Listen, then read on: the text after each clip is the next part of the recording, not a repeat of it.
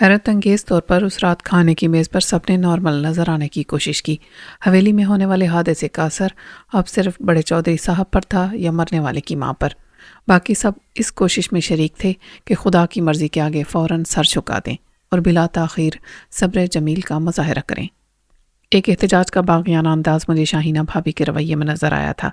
عدت کے زمانے میں نامحرم کے سامنے نہ آنے پر اس کی انور سے جھڑپ ہو چکی تھی۔ اس نے صاف کہہ دیا تھا کہ ملک سلیم اختر اگر غیر ہے تو اسے باہر نکالو، مجھے کیوں بند کرتے ہو؟ اس لیے روایتی انداز میں بیواؤں جیسے سفید سوگ کے کپڑے بھی نہیں پہنے تھے اور اپنے ہاتھوں کی چوڑیاں بھی نہیں توڑی تھیں۔ اسے میں نے کھانے کی میز پر دیکھا تو بہت پر اعتماد لگ رہی تھی اور سنجیدہ تھی، لیکن گفتگو میں شریک رہی۔ کچھ دیر کے بعد مجھے احساس ہوا کہ وہ سب کی نظر بچا کے مجھے دیکھتی ہے، تو اس کی آنکھوں میں میرے لیے کوئی پیغام ہوتا ہے جو میں سمجھنے سے قاصر ہوں۔ وہ ایک سازشی اور خطرناک عورت تھی۔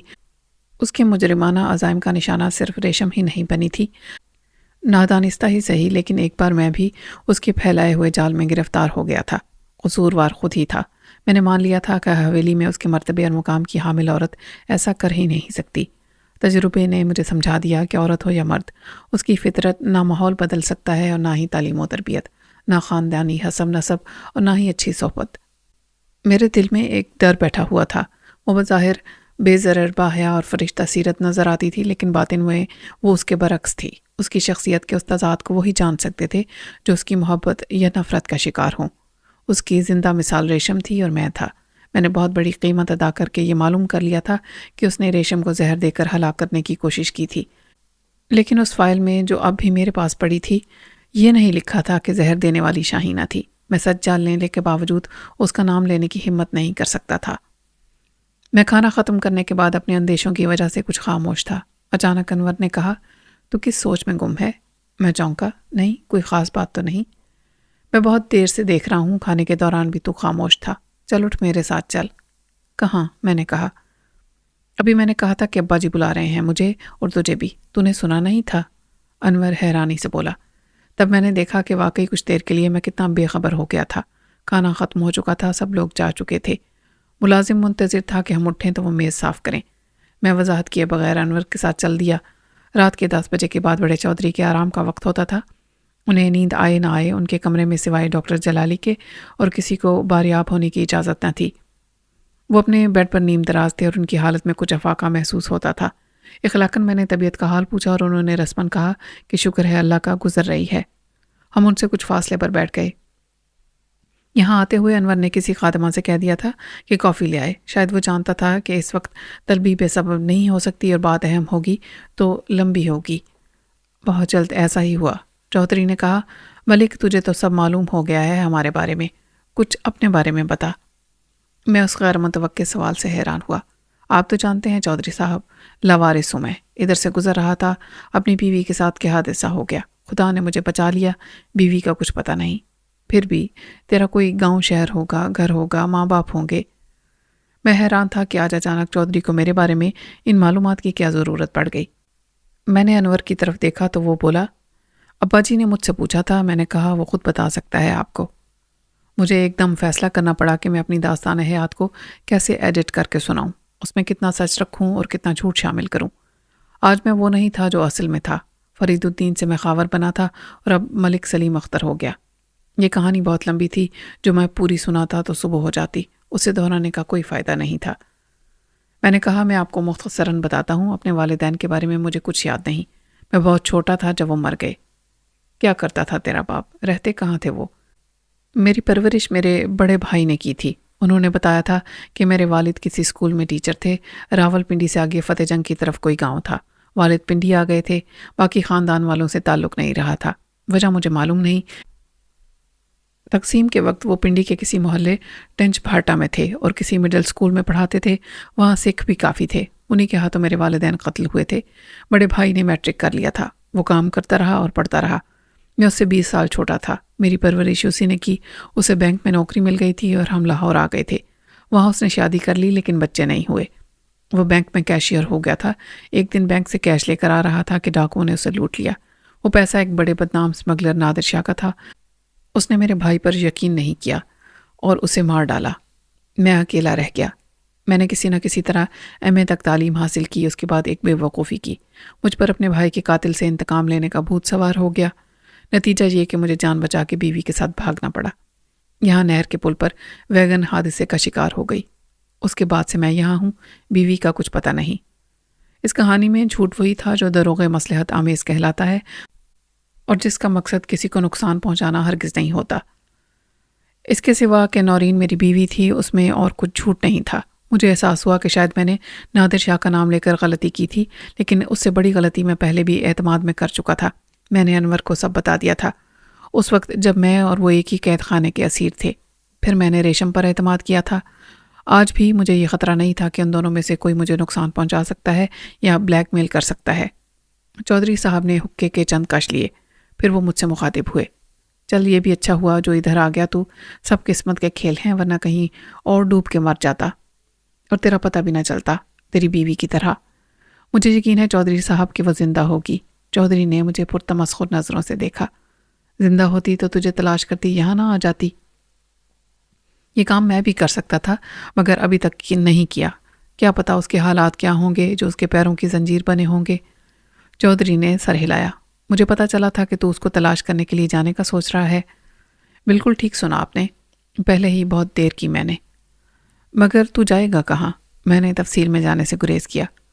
اسی نہر میں گری تھی تو وہ دیکھوں گا، نہر کے آس پاس لوگوں سے پوچھوں گا۔ اس کے لیے تجھے خوار ہونے کی کیا ضرورت ہے؟ یہ کام تو انور خود بھی کر سکتا ہے، ورنہ اس کے بندے ہر گھر میں تلاشی لے سکتے ہیں اور 2 دن میں پتہ لگا سکتے ہیں۔ چودھری کی دلیل کا ویسے تو میرے پاس جواب نہیں تھا جب تک میں اسے ساون اور فاطمہ کے بارے میں تفصیل سے نہ بتاتا۔ میں یہ کام خود کرنا چاہتا ہوں چودھری صاحب۔ وہ کچھ دیر سوچتے رہے۔ دیکھ ملک، جب تو آیا تو کسی کو تیرے بارے میں کچھ پتہ نہیں تھا۔ جو یہاں رہتے ہیں ایک دوسرے کے دادا پر دادا تک سب کو جانتے ہیں، اور اس میں بھی کوئی شک نہیں کہ اپنے گھر میں کوئی بھی کسی اجنبی کو جگہ نہیں دیتا اور نہ ہی عزت دیتا ہے۔ پہلے سب شک کی نظر سے دیکھتے ہیں۔ زمانہ ہی ایسا ہے کہ بندے کی شناخت کوئی نہیں رہی۔ شناختی کارڈ سے نہ حسب نسب کا پتہ چلتا ہے نہ کسب کا، اور کوئی بھی شکل دیکھ کے کسی پر اعتبار نہیں کرتا۔ تیرے ساتھ بھی اچھا سلوک نہیں ہوا پہلے، بلکہ برا سلوک ہوا، لیکن مجھے اس کا کوئی گلہ تو نہیں۔ وہ اپنی دھن میں بولتے رہے، لیکن ساتھ رہ کے آہستہ آہستہ تو نے بھی خود کو منوا لیا۔ ساری عمر چھک مار کے اب سمجھ میں آئی کہ یہ جو شرافت ہوتی ہے اور عقل، اس کا کوئی کسی ذات سے تعلق نہیں ہوتا۔ میں نے ہمت سے کام لیا، لیکن ذات برادری اور حسب نسب کو تو سب مانتے ہیں۔ چودھری کا چہرہ غصے سے مقدر ہوا، لیکن پھر مجھے اندازہ ہو گیا کہ انور کے اشارے پر انہوں نے برہمی کا اظہار نہیں کیا۔ دیکھ ملک، فرق تو اللہ نے رکھا ہے۔ بندے کی شکل، صورت، رنگ، فطرت سب الگ بنائی ہے۔ یہ فرق دنیا میں ہے۔ گورے کیسی نفرت رکھتے ہیں کالوں سے۔ میں اپنی زندگی کے تجربے کی بات کر رہا ہوں۔ ادھر ایک میراثی تھا جو ڈھول بجاتا پھرتا تھا، اس کا بیٹا پڑھ لکھ کر وکیل بنا، اور میں تو خدا کی قدرت دیکھ کر حیران رہ گیا۔ شہر کی بڑی عدالت میں ہمارا کیس لگا ہوا تھا، اس میں مدعی ہم نہیں تھے۔ وہ میراثی کا لڑکا مدعی کا وکیل بن کے اتنی بڑی گاڑی سے اترا، میں کیسے پہچانتا اسے؟ وہ خود آیا میرے پاس اور مجھ سے ملا۔ بعد میں ایک دن اپنے باپ کو بھی لایا تھا۔ ادھر ایک کمہار کا پتر تھا، آواز اچھی تھی، مسجد میں بانگ دیتا تھا، ابھی امریکہ میں بیٹھا ہے، اور اس کے ماں پیو بھی۔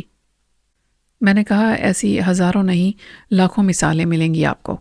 گفتگو کو پھر ٹریک پر لانے کے لیے انور نے پھر کوئی اشارہ کیا ہوگا کہ چودھری نے تفہیمی انداز میں سر ہلایا۔ تو خیر سے ملک ہے اور باپ بھی تیرا تھا عزت دار، تیری شرافت بھی ہم نے دیکھ لی، اور انور کے ساتھ مل کے تو نے جس طرح معاملات کو سنبھالا، ڈاکٹر جلالی کو بھی تو لایا اور تو نے ہی سارا بندوبست کیا۔ انہوں نے اپنے کمرے پر ایک نظر ڈالی۔ انور نے کہا یہ واقعی میرے بس کی بات نہیں تھی۔ اب ہم کافی بھی پی چکے تھے اور کسی حد تک مجھے اندازہ ہو گیا تھا کہ گفتگو کس رخ پر جا رہی ہے۔ آپ کی بڑائی ہے کہ ایسا سمجھتے ہیں آپ۔ سیانہ بندہ پہچانا جاتا ہے، اور آہستہ آہستہ تو نے اپنی عزت حاصل کر لی ہے سب کی نظر میں۔ انور تو خیر مرید ہے تیرا، لیکن ادھر سب کو تیری شرافت نے متاثر کیا۔ تیرے گھر کے ایک بندے جیسی حیثیت نہ ہوتی تو کیا ہم تجھے انور کے نکاح میں شریک کرتے؟ میں کہتے کہتے رہ گیا کہ وہ نکاح کہاں تھا۔ انور نے میری طرف ممنونیت سے دیکھا، لیکن میں یہ کہے بغیر نہ رہ سکا۔ آپ کے بڑے بھائی نے میرے ساتھ کوئی اچھا سلوک نہیں کیا، اور یہ غلط فہمی میں غلطی بھی ہو جاتی ہے بندے سے۔ وہ تجھے ٹھیک سے جانتا نہیں تھا، پھر اس نے دیکھا اور ہم نے بھی کہ تو چنگا منڈا ہے۔ وہ کچھ مسکرائے۔ اکبر کے ساتھ تیری بنی نہیں، اس کو موقع نہیں ملا تجھے سمجھنے کا، لیکن انور مرید ہو گیا تیرا۔ اور اکبر کی بیوی؟ شودی اس عمر میں بیوہ ہو گئی۔ اس نے بھی کہا مجھ سے کہ بندہ پڑھا لکھا اور سمجھدار ہے، ورنہ پڑھے لکھے بے وقوف بھی زیادہ ہوتے ہیں، تمام معاملات کو سمجھتا ہے، اس کو جانے نہ دیں۔ میں چونکا، جانے نہ دیں؟ یہ بڑی بھابھی نے کہا۔ چودھری نے اقرار میں سر ہلایا۔ اس لیے میں نے سوچا کہ تجھے سمجھاؤں کہ تو نے اپنی حیثیت بنا لی ہے۔ میں نے تلخی سے کہا، ایک چشمدید گواہ سے زیادہ کیا حیثیت ہے میری؟ چودھری اس رد عمل کے لیے پہلے سے تیار تھا۔ یہ بات نہیں ہے پتر، میں بتا رہا ہوں تجھے کہ اب تو اس فیملی کا ایک ممبر ہے۔ میں نے نفی میں سر ہلایا۔ خالص خاندانی خون میں باہر کا خون کیسے شامل ہو سکتا ہے چودھری صاحب؟ ضرورت پڑنے پر تو گدھے کو بھی لوگ باپ بنا لیتے ہیں۔ یہ بہت سخت بات تھی جس کا رد عمل پہلے انور کی طرف سے آیا۔ سلیم، کچھ ابا جی کا خیال کر، انہوں نے تجھے پتر کہا ہے ابھی تجھے۔ ہم کیا صرف اپنے مفاد کی بات کر رہے ہیں؟ خود تجھے ایک شناخت اور ایک معتبر حوالہ اس خاندان کے تعلق کی بنا پر حاصل ہو جائے گا۔ اگر تجھے زمانے بھر میں بھٹکنا اچھا لگتا ہے تو پھر جا، تو چشمدید گواہ نہیں ہوگا تو ہم پھانسی نہیں چڑھ جائیں گے۔ اب چودھری صاحب نے ہاتھ کے اشارے سے انور کو روکا۔ وہ پتر، گرمی کھانے کی کیا ضرورت ہے؟ وہ انکار تو نہیں کر رہا ہے، اتنی عقل ہے اس میں بھی کہ اپنا برا بھلا سوچ سکے۔ ہم نے ایسا نہیں کہا کہ ملک کو ہماری ضرورت ہے، ضرورت مند ہم ہیں، ساتھ رہنے میں دونوں کا فائدہ ہے۔ میں نے اسی وقت وہ سب کہہ دینا مناسب سمجھا جو میں کہنا چاہتا تھا۔ میں کوئی احسان نہیں جتا رہا، لیکن یہ حقیقت ہے کہ میں نے انور کا ساتھ برے وقت میں بھی دیا، خطرناک حالات میں بھی جب میری جان جا سکتی تھی، لیکن اس کا صلہ مجھے کیا ملا؟ آج میں ایک قیدی ہوں، گارڈ مجھے روک دیتا ہے کہ آپ باہر نہیں جا سکتے۔ میں نے تو یہ بھی سنا ہے کہ عدالت میں پیش ہونے تک تہہ خانے میں مجھے قید رکھا جائے گا۔ کس سے سنا ہے؟ یہ کون بکواس کرتا ہے؟ چودھری کی آواز میں برہمی آ گئی۔ اور تو نے ایسا سمجھا ہے تو غلط ہے۔ ہم تیری حفاظت کے خیال سے نہیں چاہتے کہ تو اکیلا کہیں آئے جائے۔ دشمن پہلے ہی ہیں، یہ نئے دشمن بہت ڈاڈے ہیں۔ خود انور جاتا ہے کہیں تو گارڈ ساتھ لے کر جاتا ہے۔ تو بھی جد دل کرتا ہے جا، لیکن تیری حفاظت بھی اتنی ہی ضروری ہے جتنی انور کی، میری یا گھر کے کسی اور بندے کی۔ آئی ایم سوری چودھری صاحب، آپ میری منزل کھوٹی نہ کریں۔ میں اور نورین اپنا گھر اور اپنا مستقبل خود بنانا چاہتے تھے، اپنی ایک دنیا خود آباد کرنا چاہتے تھے، کسی کا حق مار کے یا فراڈ کر کے نہیں۔ دیکھ تو کتابی باتیں کر رہا ہے، جذباتی ہو رہا ہے۔ یہ دنیا ایسے ہی چل رہی ہے۔ جوانی میں آدمی سوچتا بھی ہے کہ وہ تیر چلا کے آسمان میں سوراخ کر دے گا، لیکن اکیلا چنا بھاڑ نہیں پھوڑ سکتا۔ آپ ٹھیک کہتے ہیں، لیکن میرا یہاں کسی چیز پر کوئی حق نہیں، قانونی اور نہ اخلاقی۔ میں تو لاٹری یا جوئے پر بھی یقین نہیں رکھتا۔ میں دولت بھی کماؤں گا تو محنت سے۔ چل جیسی تیری مرضی، دنیا میں جائے گا تو پتہ چل جائے گا کہ محنت بھی جوا ہے۔ جو محنت کرتے ہیں سب کو ایک جیسی کامیابی نہیں ملتی، اکثر ناکامی سے دوچار رہتے ہیں۔ کاروبار ایک جوا ہے، شادی ایک جوا ہے، کامیابی کی کوئی گارنٹی نہیں، اور جب بچہ پیدا ہوتا ہے تب سے زندگی کا جوا کھیلتا ہے۔ وہ کہیں بھی ہار سکتا ہے، کسی بیماری کے ہاتھوں، کسی حادثے میں، خاص اسکول جاتے ہوئے، سڑک پار کرتے ہوئے وہ اسے پیش آ جائے۔ تجھے بہت عجیب لگ رہی ہوں گی میرے منہ سے ایسی باتیں ملک۔ میں نے کسی کالج یونیورسٹی سے ڈگری نہیں لی، لیکن یہ جو عمر ہے نا، یہ سب بتا دیتی ہے، سکھا دیتی ہے، پڑھا دیتی ہے۔ یہ بہت بڑی یونیورسٹی ہے، اس کا پتہ چل جائے گا تجھے ہماری عمر کو پہنچ کے۔ میں واقعی دم بخود بیٹھا تھا۔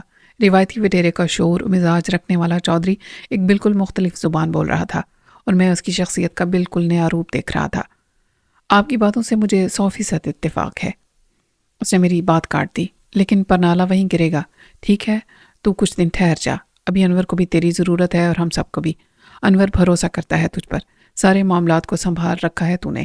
یہ حالات بہت جلد ٹھیک ہو جائیں گے، قابو میں آ جائیں گے ہمارے۔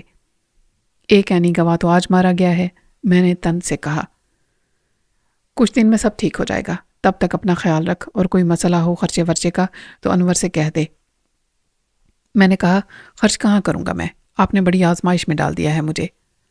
آزمائشیں تو آتی رہتی ہیں زندگی میں، اتنا خود غرض نہیں ہونا چاہیے بندے کو کہ بس اپنی فکر کرے اور کسی کی نہیں۔ میں سمجھ گیا کہ مجھے روکنے کے لیے زبردستی کے بجائے اب اپنائیت کا جال پھیلایا جا رہا ہے۔ بہتر یہی ہوگا کہ عیاری کا مقابلہ عیاری سے کیا جائے۔ صاف انکار کی صورت میں شاید میری مشکلات میں اضافہ ہو جائے، مجھے سچ مچ قید خانے میں ڈال دیا جائے، پھر میرے لیے نورین کی تلاش میں نکلنا ممکن نہ رہے۔ مجھے یہاں روکے رکھنے کا یہ طریقہ آزمانے کا مشورہ صرف انور نے نہیں دیا تھا، میری پرزور وکالت کرنے والوں میں شاہینہ بھی شامل تھی، اور یہ انکشاف ہی میرے دماغ میں خطرے کی گھنٹی بجانے کے لیے کافی تھا۔ میں اس خطرناک عورت کے سائے سے بھی بچنا چاہتا تھا۔ اس کے تیور آج بھی جارحانہ تھے۔ معلوم نہیں عدت کا زمانہ گزارنے تک وہ کیا گل کھلائے اور مجھے کسی نئی مصیبت میں ڈال دے۔ کس سوچ میں پڑ گیا ملک؟ چودھری کی آواز آئی۔ میں چونکا۔ کچھ نہیں چودھری صاحب، سوچنے کے لیے اب کیا رہ گیا ہے؟ میں آپ کا حکم کیسے ٹالوں؟ چودھری کے لبوں پر ایک فاتحانہ مسکراہٹ نمودار ہوئی۔ مجھے یہی امید تھی تجھ سے، اور ہاں، وہ جو تو پریشان ہے نا اپنی گھر والی کی طرف سے، اس کا بھی کچھ کرتے ہیں۔ اتنا وقت گزر گیا ہے، امید تو نہیں ہے کہ وہ زندہ ہے۔ جب تک اس کا ثبوت نہ ملے میں یہ ماننے کے لیے تیار نہیں ہوں۔ ہاں، ثبوت بھی مل جائے گا، گواہ بھی۔ میرے بندے اس علاقے کا چپا چپا چھان ماریں گے، ہر بندے سے پوچھ لیں گے، تو فکر نہ کر۔ میں نے کہا، اس کی ضرورت نہیں۔ ہاں، ضرورت تو نہیں، سب سے اچھا تھا کہ تو ادھر حویلی میں ہمارے ساتھ رہتا۔ لڑکی بھی تو ہے جو تیرے ساتھ جانا چاہتی تھی۔ آپ کس کی بات کر رہے ہیں؟ کون لڑکی؟ وہی جو اب حویلی میں ہے، ریشم، اس سے شادی کر لیتا۔ مجھے جیسے 440 وولٹ کا کرنٹ لگا۔ میں ایک دم کھڑا ہو گیا۔ آپ شاید ہوش میں نہیں ہیں کہ ایسی باتیں کر رہے ہیں۔ اور گرمی نہ کھا، باب رحیم داد کی لڑکی کے اور تیرے بارے میں سبھی جانتے ہیں۔ لڑکی اچھی ہے چودھری صاحب، وہ بہن کی طرح ہے میرے لیے، میں نے چلا کے کہا۔ بہن بنا لینے سے کوئی بہن ہو نہیں جاتی۔ انور نے میرا ہاتھ پکڑ کر کھینچا۔ چھوڑ سلیم، ابا جی کی بات کا برا مت مان، وہ ہوش میں نہیں ہیں، اب انہیں آرام کی ضرورت ہے۔ میں نے درستی سے اپنا ہاتھ چھڑا لیا۔ مجھے معلوم ہے چودھری صاحب کتنے ہوش میں ہیں، کہ انہیں معلوم نہیں کہ ریشم سے تو شادی کرنا چاہتا تھا۔ چودھری مسکرانے لگا۔ چاہتا تھا نا، کی تو نہیں نا، شادی تو اسی سے کی جس سے ہونا تھی، روزینہ سے۔ کب؟ کس کے سامنے؟ میرے سامنے تو صرف نکاح نامہ بھرا گیا تھا چودھری صاحب۔ انور نے مجھے زبردستی باہر کھینچ لیا، ورنہ میں نہ جانے کیا کیا کہتا۔ پاگل ہو گیا ہے تو؟ وہ مجھے میرے کمرے کی طرف کھینچ کر لے گیا۔ رہنے دے انور، کون پاگل ہے، کس کو پاگل بنایا جا رہا ہے، میں سب جانتا ہوں۔ مجھے بتا کہ تیری اس بات کا میں کیا مطلب لوں؟ تو اب ریشم سے شادی نہیں کرے گا؟ تو اب تک اسے بے وقوف بنا رہا تھا، اور چودھری صاحب کو بھی، مجھے بھی۔ یار ہم صبح بات کریں گے، اس وقت بات کرنے میں کیا ہے؟ یہ ڈبل گیم میرے ساتھ ہی نہیں، یہاں سب ایک دوسرے کے ساتھ کھیل رہے ہیں، تو بھی، شاہینہ بھی، چودھری صاحب بھی۔ اپنائیت کا یہ ڈرامہ بھی ڈبل گیم ہے۔ اس کا مقصد صرف مجھے یہاں سے جانے نہ دینا ہے۔ لیکن انور، اب تو مجھے زنجیریں پہنا کے ڈال دیتے خانے میں تو بھی مجھے تعجب نہیں ہوگا۔ مجھے صرف اسی طرح روکا جا سکتا ہے اور کسی طریقے سے نہیں۔ انور مجھے دروازے پر چھوڑ کے چلا گیا۔ صاف نظر آتا تھا کہ وہ بہت ضبط سے کام لے رہا تھا۔ میرا کھرا سچ اتنا کڑوا تھا کہ اس کی سختی نہ چودھری سے برداشت ہوتی تھی اور نہ ہی انور اسے قبول کر رہا تھا۔ اپنے کمرے میں پہنچ کے میں نے ایک گلاس پانی حلق میں اونڈیلا اور بیڈ پر گر گیا۔ آہستہ آہستہ میرا بلڈ پریشر کم ہونے لگا۔ مجھے احساس ہونے لگا کہ خود پر کنٹرول گنوا کے میں نے بنا بنایا کھیل بگاڑ دیا تھا۔ معاملات بڑے سیاسی مصلحت کے ساتھ آگے بڑھے تھے اور دونوں فریق اپنے اپنے مفادات کو سامنے رکھتے ہوئے ایک سمجھوتے کو عملی شکل دے رہے تھے کہ اچانک ہونے والے ایک سوال نے میری عقل کا فیوز اڑا دیا اور میں جذبات کی تاریکی میں ڈوب گیا۔ چودھری کو بالکل اندازہ نہیں تھا کہ ریشم سے شادی کی بات اتنا بڑا دھماکہ کرے گی، لیکن دھماکہ ہو گیا تھا۔ اس کا نقصان میرے سوا کسی کا نہیں ہوا تھا۔ چودھری کی اور انور کی پوزیشن محفوظ تھی۔ ریشم ایک فیصلہ کر چکی تھی۔ شاید مجھے بھی یہ سوال نہیں کرنا چاہیے تھا کہ انور اس سے شادی کرنا چاہتا ہے تو کسی اور کی بات کیسے کی جا سکتی ہے۔ انور کیا کرنا چاہتا تھا، کیا کر چکا تھا اور کیا کرے گا؟ ریشم کو اس بارے میں کوئی غلط فہمی نہیں رہی تھی اور وہ خاموشی سے نکل جانے کا فیصلہ کر چکی تھی۔ خدا کا ہزار شکر ہے کہ میں نے جذبات کی رو میں بہہ کر یہ راز فاش نہیں کر دیا تھا۔ اندھیرا کر کے بھی میں بہت دیر تک جاگتا رہا اور کروٹیں بدلتا رہا۔ یہ سوچتا رہا کہ جو کچھ چودھری نے مجھ سے کہا اور میں نے کہا اس کا پتہ ریشم کو چلے گا۔ کان تو دیواروں کے بھی ہوتے ہیں اور یہاں سب کی آنکھیں خفیہ کیمرہ تھیں، سب کے کان خفیہ مائکس۔ کیا اب ایسی کوئی صورت ہے کہ میں ایسے جذباتی ابال سے ہونے والے نقصان کی تلافی کر سکوں؟ انور نے کہا تھا کہ صبح بات کریں گے، مگر کیا اب وہ بات کرے گا؟ اور بات کرے گا تو وہ کیا بات کرے گا؟ یہ ایسے اندیشے تھے جو صبح ہی دور ہو سکتے تھے۔ رات کی آخری پہر بڑی کوشش کے بعد میں سونے کے قابل ہو گیا اور اس کا نتیجہ حسب توقع یہی نکلا کہ صبح بہت دیر تک سوتا رہا۔ مجھے چودھری صاحب کے کمرے میں کچھ ہلچل نظر آئی۔ انور 2 بار باہر آیا اور پھر اندر چلا گیا۔ 2-3 ملازم آتے جاتے دکھائی دیے۔ میں خود جا کے خیریت معلوم کرنا چاہتا تھا کہ انور نکلا اور سین کراس کر کے سیدھا میری طرف آ گیا۔ کچھ کہے بغیر وہ صوفے پر گر گیا۔ اس کا چہرہ پریشانی کی تصویر بنا ہوا تھا۔ ناشتہ کیا تو نے؟ میں نے نفی میں سر ہلایا۔ ابھی اٹھا ہوں، غسل کر لوں پہلے۔ چل نہا کرا۔ میں نے بھی ناشتہ نہیں کیا ابھی تک۔ میں اس کے سامنے بیٹھ گیا۔ کیا ہوا؟ بہت اپسٹ ہے؟ یہ پوچھ کے کیا نہیں ہوا، ابا جی کی طبیعت بگڑ گئی ہے، ڈاکٹر جلالی کچھ بتاتا نہیں ہے، کہتا ہے دعا کرو۔ تم مایوس مت ہو، وہ ٹھیک ہو جائیں گے۔ تسلی کے ان الفاظ کا کیا فائدہ؟ کیا میں نہیں جانتا کہ اب وہ ٹھیک نہیں ہو سکتے؟ مجھے تو یہ احساس ہوتا ہے کہ میں اور ڈاکٹر جلالی اور ہم سب کچھ نہیں کر رہے، صرف ان کی اذیت کے عذاب کو طویل اور طویل تر کر رہے ہیں۔ لیکن میں کوشش ترک بھی نہیں کر سکتا۔ میں نے یورپ میں دیکھا ہے، لواحقین اور ڈاکٹر متفق ہوں تو قانون اجازت دیتا ہے کہ مریض کو سکون سے مرنے دیا جائے۔ ہم ایسا سوچ بھی نہیں سکتے، بس اللہ ان کی مشکل آسان کرے۔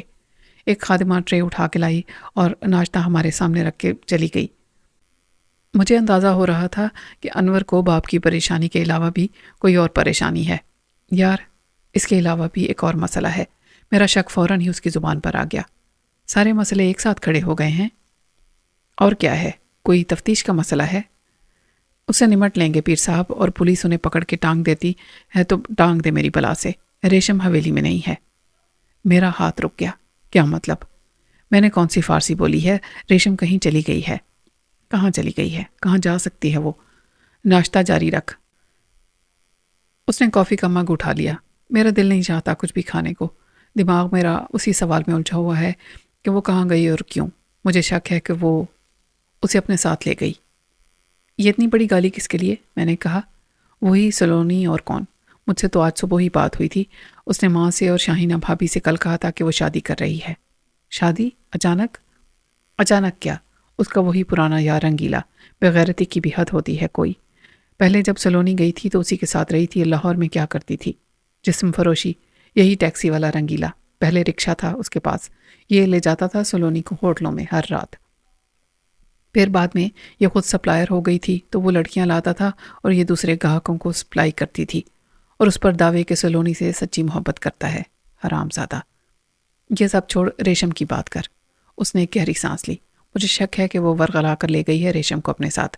اس کا تو پھر یہی دھندا ہوگا، بھولی بھالی لڑکیوں سے پیشہ کرانا۔ پتہ نہیں اس نے کیا سنہرے خواب دکھائے ریشم کو۔ یار انور، وہ اتنی بے وقوف بھی نہیں تھی کہ سلونی کے ورغلانے سے تجھے چھوڑ کے چلی جائے۔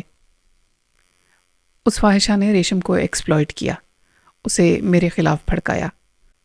تو دیکھ کہ میں اسے کیسے حویلی میں لایا اور غیرت سے زندگی گزارنے کا موقع دیا۔ کس چیز کی کمی تھی اسے یہاں؟ اس کی ہر ضرورت پوری ہوتی تھی اور پیسہ بھی بہت مل جاتا تھا۔ یہاں تنخواہ تو کسی بھی ملازمہ کی مقرر نہیں، ضرورت سب کی پوری ہو جاتی ہے۔ سلونی کو پہلے کی طرح ہاؤس کیپر کا درجہ حاصل تھا، وہ ملازموں پر کنٹرول رکھتی تھی۔ آج کل تو مہمان خانہ بھی ویران پڑا ہے۔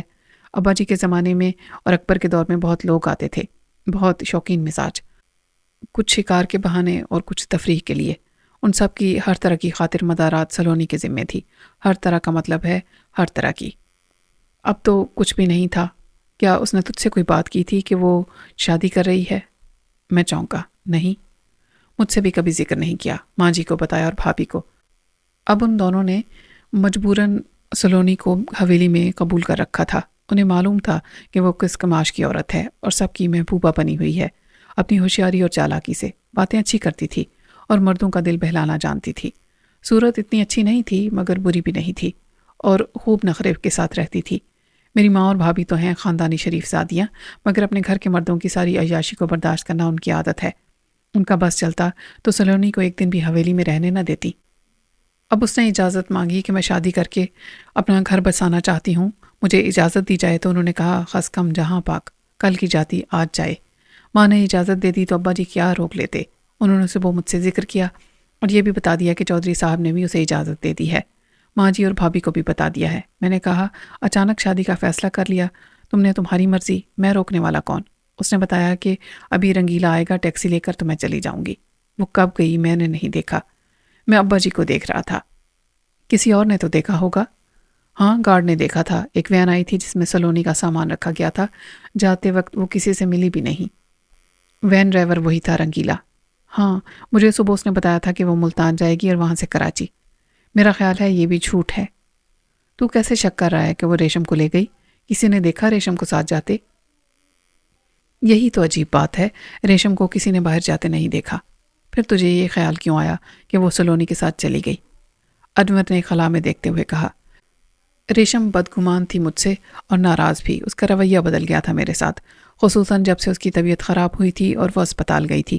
اسے شک تھا کہ شاہینہ نے اسے زہر دیا۔ یہ شک کی بات نہیں، حقیقت ہے۔ شاہینہ نے پہلے کہا کہ اس نے ابارشن کی گولیاں کھائی تھیں جو انور مجھ سے لے گیا تھا کیونکہ ریشم کو ان کی ضرورت پڑ گئی تھی۔ یہ کتنا شرمناک جھوٹ تھا یا نہیں؟ ہاں جھوٹ تھا، انور نے تذبذب کے ساتھ باطل نخواستہ اقرار کیا، لیکن اس میں میری کوئی خطا نہیں تھی۔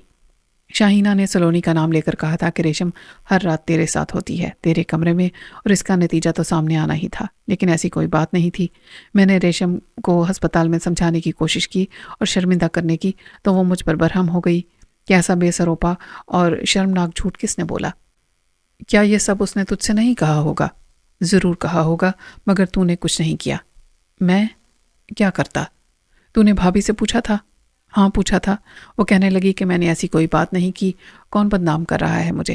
پھر کیا میں تجھے اس کے سامنے لے جاتا یا عدالت لگا کے ریشم کو وہاں پیش کرتا؟ ایسا فساد کھڑا کرتی وہ، اور انجام اس کا وہی ہوتا جو میں جانتا تھا۔ بھابھی کی بات سچ تسلیم کی جاتی، تیری یا ریشم کی نہیں، چنانچہ میں اسے گول کر گیا۔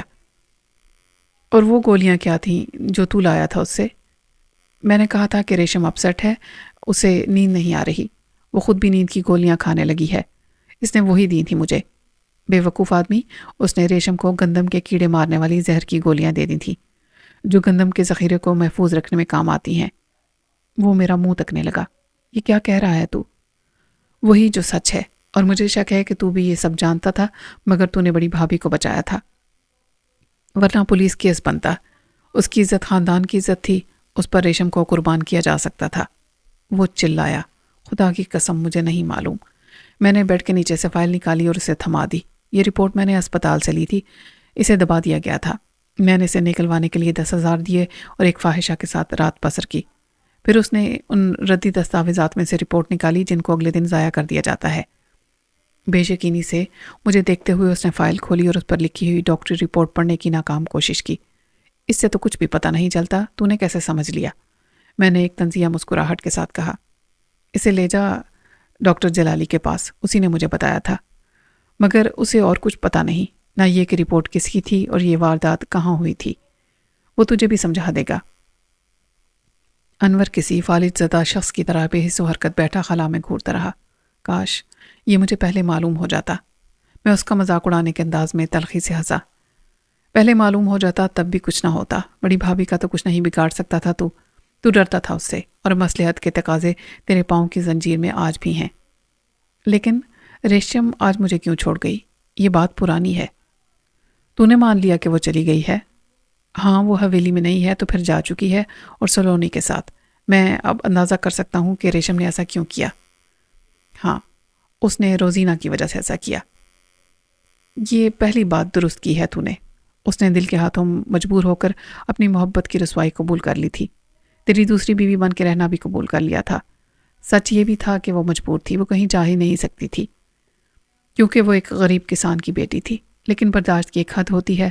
اس نے اور بھی بہت کچھ دیکھا جس میں تیرے کردار کا منفی بلکہ قابل نفرت روپ اس کے سامنے آ گیا تھا۔ رہتی وہ بھی حویلی میں تھی، سب دیکھ سکتی تھی، سن لیتی تھی۔ انور کی نظر مجھ پر جم گئی۔ صاف بات کر، کیا سمجھتی تھی کہ اکبر کو میں نے قتل کیا؟ میرے سامنے اس نے ایسا کچھ نہیں کہا، لیکن یہ شک سب کو ہے، خواہ کوئی اس کا اظہار کرے ڈر سے یا مصلحت سے۔ اکبر طبعی موت نہیں مرا، اس کو آخر کون مار سکتا تھا؟ کس کی رسائی تھی اس تہہ خانے تک جہاں وہ قید تھا؟ تیری، شاہینہ کی اور ماں جی کی۔ زہر کھانے میں دیا گیا تھا، کھانا کون پکاتا تھا اور کون لے کر جاتا تھا؟ جو لے کر جاتا تھا اسی نے زہر فراہم کیا اور کھانا پکانے والے کو بھی اپنا پکایا ہوا کھلا کے خاموش کر دیا۔ ماں جی اور شاہینہ میں سے کون یہ کام کر سکتا تھا؟ کوئی ماں اپنے بیٹے کو اپنے ہاتھوں سے زہر نہیں دے سکتی، جوان بیٹے کو، لیکن بیوی دے سکتی ہے۔ بیویوں نے پہلے بھی شوہروں کو قتل کیا ہے، کبھی آشنا سے مل کر، کبھی سوکن کے معاملے میں، کبھی بد زبانی، بد سلوکی اور مار پیٹ سے تنگ آ کر۔ اب رہ گیا تو، تیرے پاس لالچ کے علاوہ نفرت بھی تھی، انتقام بھی ایک وجہ تھی۔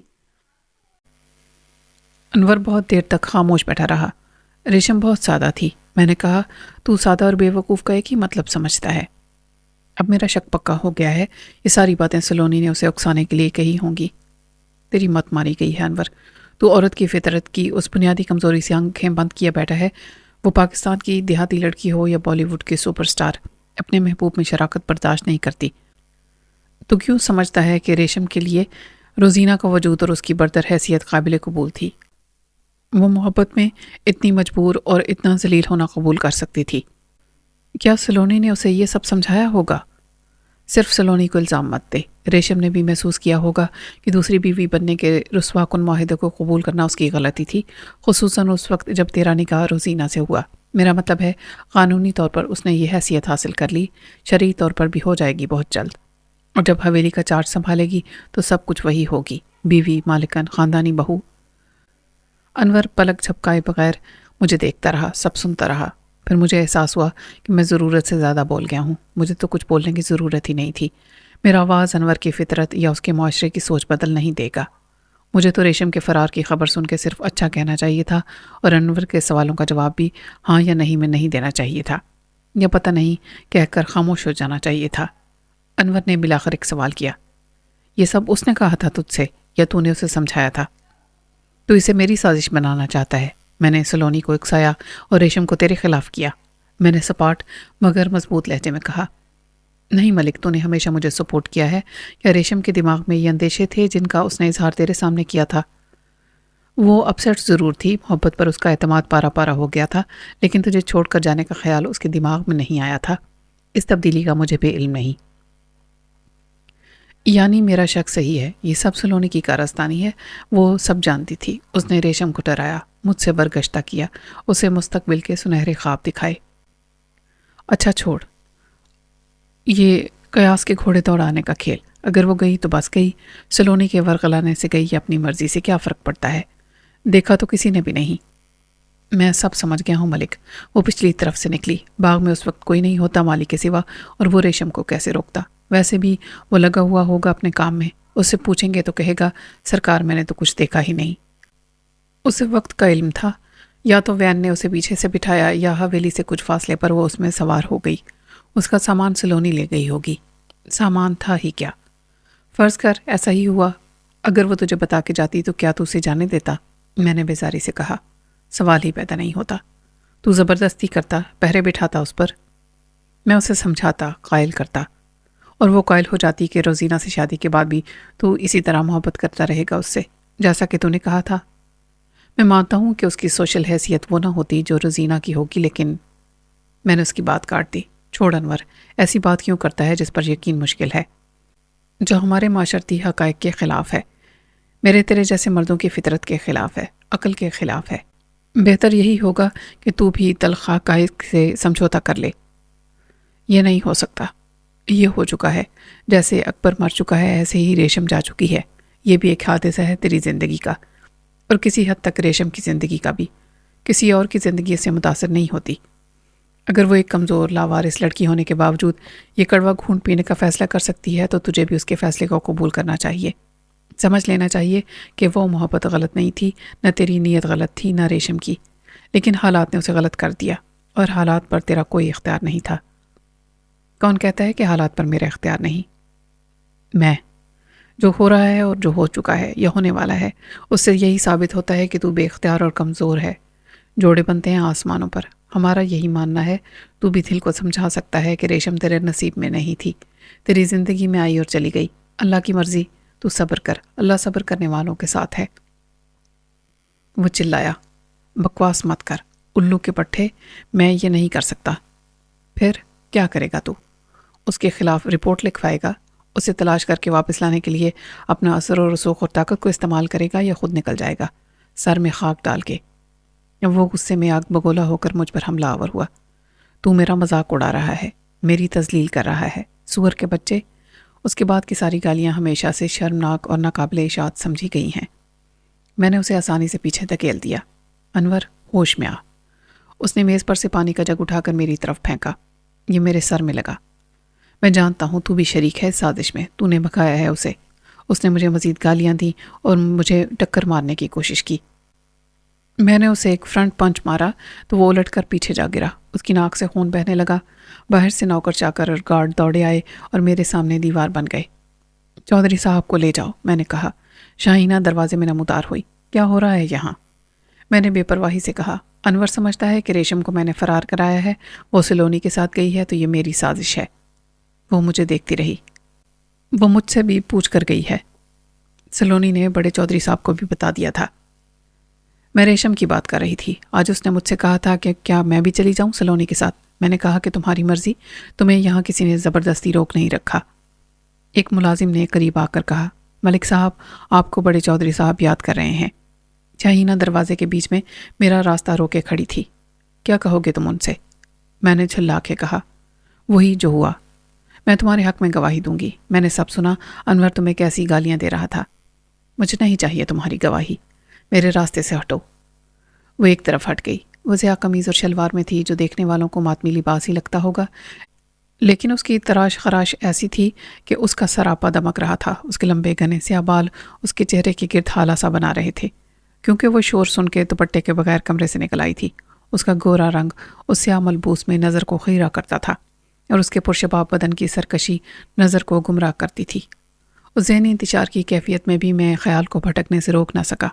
اس نے مجھے دروازے میں سے گزرنے کی راہ بھی چیلنج کی طرح دی کہ گزر سکتے ہو تو گزر کے دکھاؤ, اور میں سمٹ کر گزرنے لگا تو اس نے نامعلوم طریقے سے راستے کو 2-3 انچ ایسے کم کیا کہ کسی کو نہ محسوس ہو اور نہ ہی دکھائی دے. لیکن میں اس کے بدن کی نرمی اور حدت کو محسوس کیے بغیر گزر ہی نہیں سکتا تھا. مجھے پسینہ آ گیا, لیکن میں نے پلٹ کر دیکھا تک نہیں.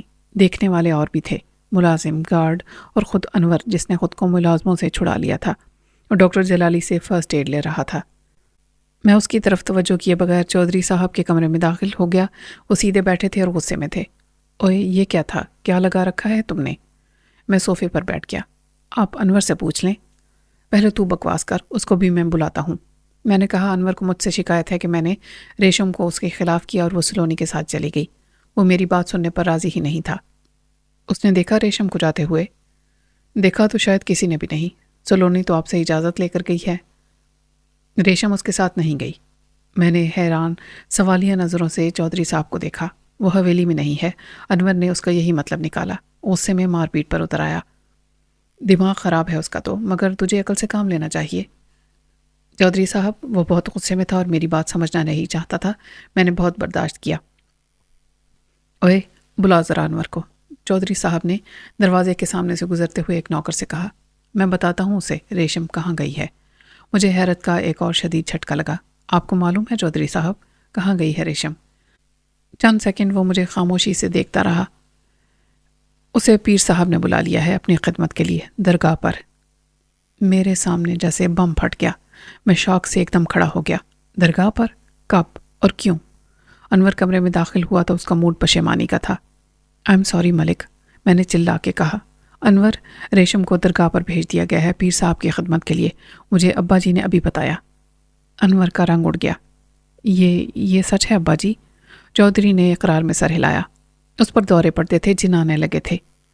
یہ جھوٹ ہے. کس نے بکواس کی ہے؟ انور چلایا. چودھری صاحب نے اسے ہاتھ کا اشارہ کیا. اوئے اتنی گرمی نہ کھا. تجھے کیا معلوم, کل ہی رات کو جب ہم یہاں دوسرے معاملات پر بات کر رہے تھے اس پر دورہ پڑا ہوا تھا.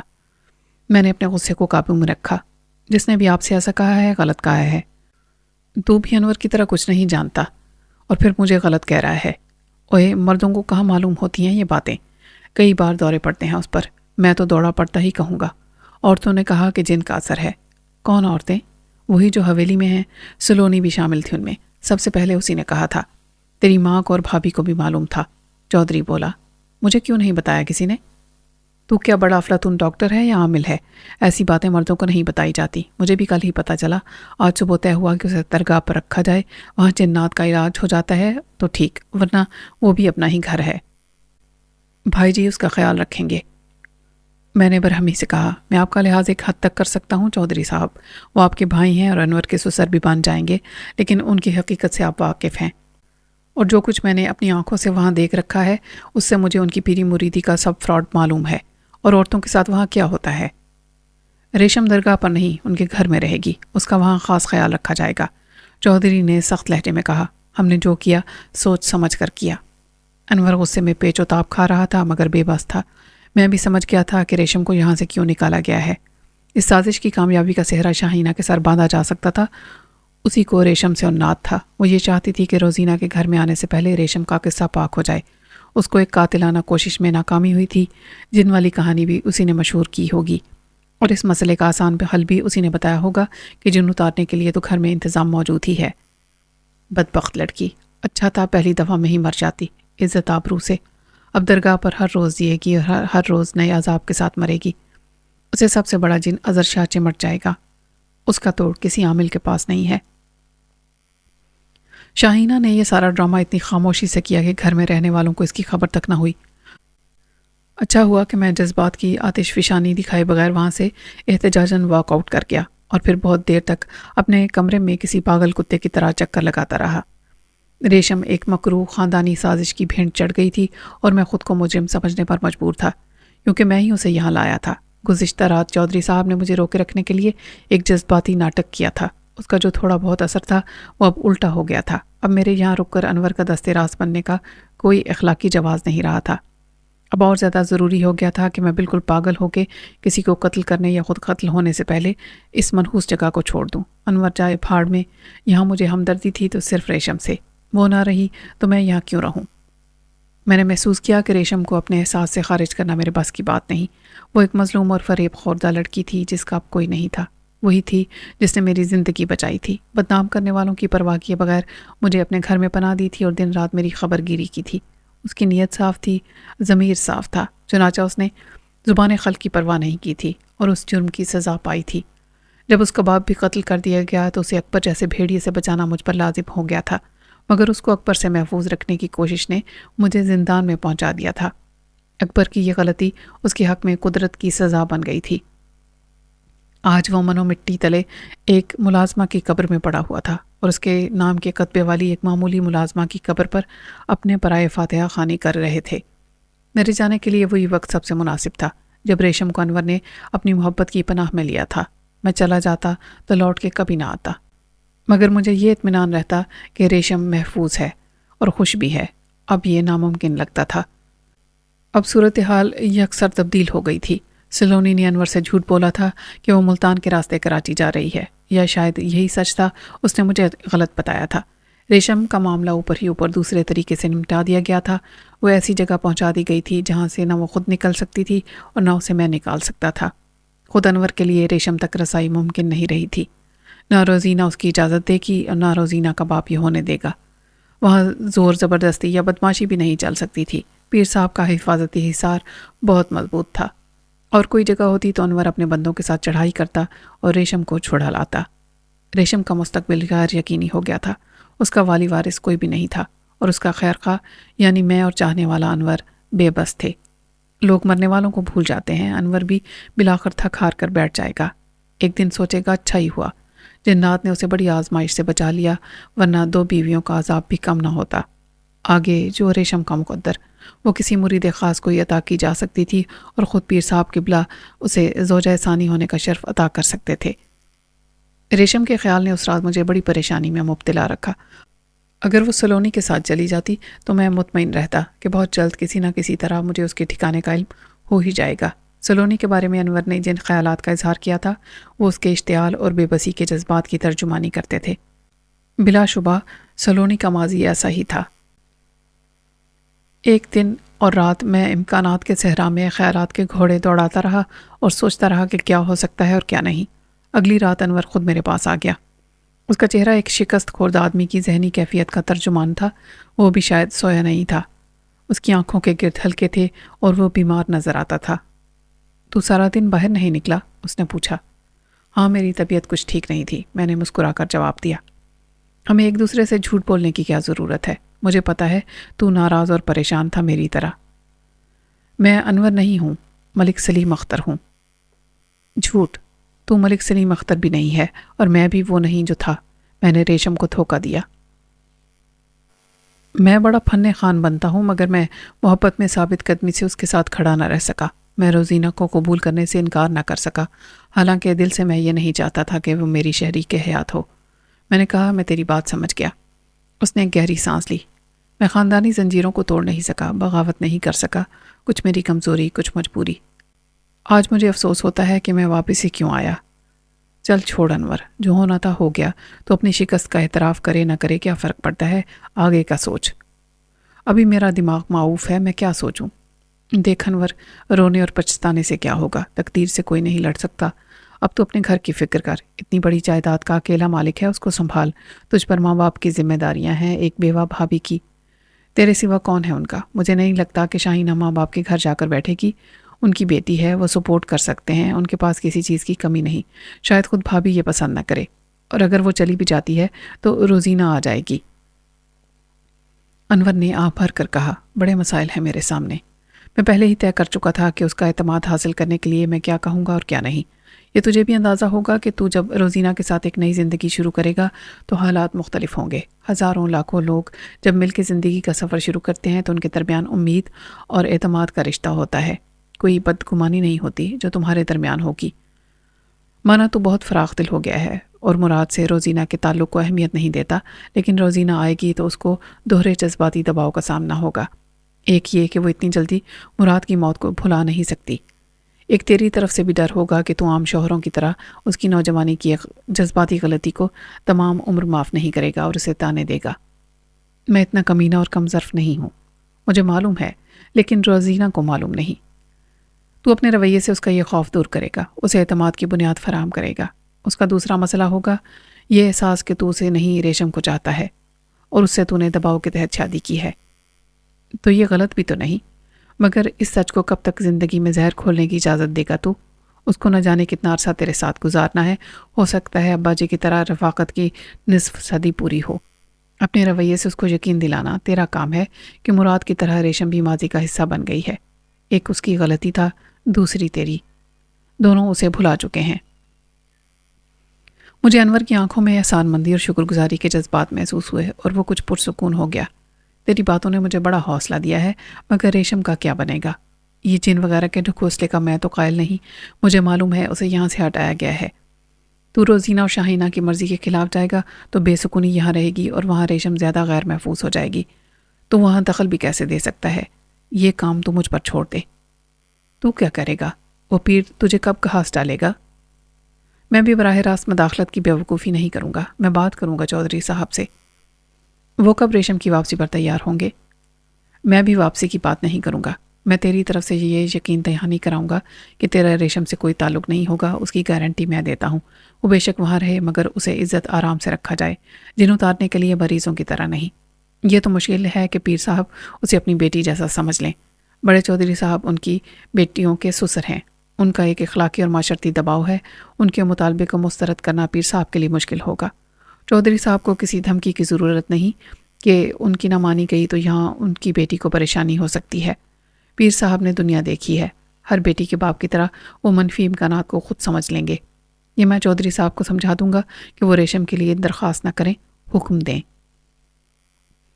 انور نے مایوسی سے نفی میں سر ہلایا۔ ابا جی ہرگز یہ نہیں کریں گے۔ میں ہنسا۔ وہ کریں گے انور، وہ میرا حکم ٹال نہیں سکتے۔ تیرا حکم؟ تو ان کو حکم دے سکتا ہے؟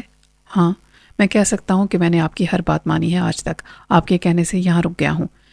میں گواہی بھی دوں گا، انور کا ساتھ بھی نبھاؤں گا، اور اب تک اچھا کیا ہے تو آئندہ بھی جب تک یہاں ہوں آپ کی ہر خدمت کروں گا، ہر بات مانوں گا، لیکن آپ کو میری یہ بات ماننا ہوگی۔ ریشم کو وہاں مکمل تحفظ ملنا چاہیے، کوئی تکلیف نہیں ہونی چاہیے، اس کے مستقبل کی فکر کرنا میرا کام ہے۔ جب کوئی اچھا رشتہ ملے گا میں اسے بھائی کی حیثیت سے رخصت کروں گا، یہ میری ذمہ داری ہے۔ اب میری خواہش پیر صاحب تک پہنچا دیں اور اس بات کو یقینی بنائیں کہ ریشم کو جن اتارنے کے بہانے اذیت نہ دی جائے اور اسے ایک امانت کے طور پر رکھا جائے۔ میری یہ بات بھی نہ مانی گئی تو پھر کیا فائدہ اس خاندان میں میری حیثیت کا؟ میں وہی بے عزت اجنبی ہوں جس کی کوئی اوقات نہیں، میں یہاں کیوں رہوں؟ اور تو دیکھنا چودھری صاحب میری بات مانیں گے اور پیر صاحب سے بھی منوائیں گے۔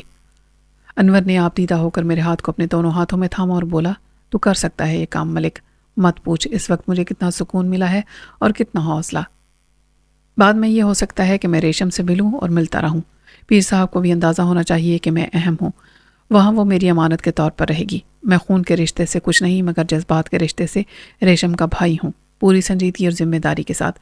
اسے کوئی تکلیف ہوگی تو میں معاف نہیں کروں گا۔ وہ نظر جھکا کے بولا، ملک میری طرف سے ریشم سے کہنا کہ مجھے معاف کر دے، میں بہت کمینہ اور کمزور ثابت ہوا ہوں۔ میرا ہرگز ایسا ارادہ نہ تھا کہ اسے محبت کے نام پر دھوکہ دوں اور رسوا کروں، بس حالات سے شکست کھا گیا۔ وہ بہت اچھی لڑکی ہے، میں اس کے قابل نہیں تھا۔ میں نے اس کے شانے پر ہاتھ رکھا، پریشان نہ ہو، وقت سب سے بڑا چارہ گر ہے، بلاخر سب ٹھیک ہو جائے گا۔ ہم سب کی کوششوں سے۔ Thank you Malik, thank you very much. تیرے بہت احسانات ہیں مجھ پر، ایک احسان اور کر دے، مجھے معاف کر دے۔ کس بات پر؟ میں نے حیرانی سے کہا۔ کل جو میں نے کیا اور کہا، وہ غلط فہمی کا نتیجہ تھا، بھول جاؤ اسے۔ اچھا اب میں ذرا بڑے چودھری صاحب کی مزاج پرسی کر لوں، میں نے ہنس کے کہا۔ بڑے چودھری صاحب کا دل دوبارہ سے سنبھل گیا تھا، ان کی زندگی کی مشین کے سارے کل پرزوں کو ایندھن فراہم کر رہا تھا، ان کی روانی برقرار تھی، نبض چل رہی تھی۔ سلام کے جواب میں انہوں نے مجھے مشکوک نظروں سے دیکھا۔ کہاں تھا تو؟ کل سے شکل نہیں دکھائی؟ غصہ دکھا رہا تھا مجھے۔ کیسی بات کرتے ہیں آپ چودھری صاحب؟ انور کو معلوم ہے مجھے کچھ بخار تھا، دوا کھا کے لیٹا رہا۔ آپ کی حالت تو مجھے بہت اچھی لگ رہی ہے، آپ کیوں بیمار بنے ہوئے لیٹے ہیں؟ بس پتر ملک، بندہ بڑا ناشکرا ہے، جب اس کے پاس سب کچھ ہوتا ہے وقت بھی، تو اس کو قدر نہیں ہوتی۔ اس وقت وہ کسی اور کے بارے میں نہیں سوچتا، نہ اپنے انجام کے بارے میں۔ پھر ایک دن اچانک پتہ چلتا ہے کہ وقت اتنا کم رہ گیا ہے اور کرنے والے کام بہت ہیں۔ یہ بھی اس کے اپنے دماغ کی بات ہے، بندے نے کیا کام کرنے ہیں؟ دنیا تو اوپر والا چلا رہا ہے، کوئی 4 دن جی کے مر جاتا ہے، کوئی 4 سال۔ میں مر جاتا ہے جوانی میں تو کیا وہ سارے کام نہ ہوتے جو میں نے کیے؟ اب ایسی مایوسی کی باتیں مت کریں، ڈاکٹر جلالی کو بلا کے شطرنج کی بازی لگائیں، باہر جائیں گھومنے۔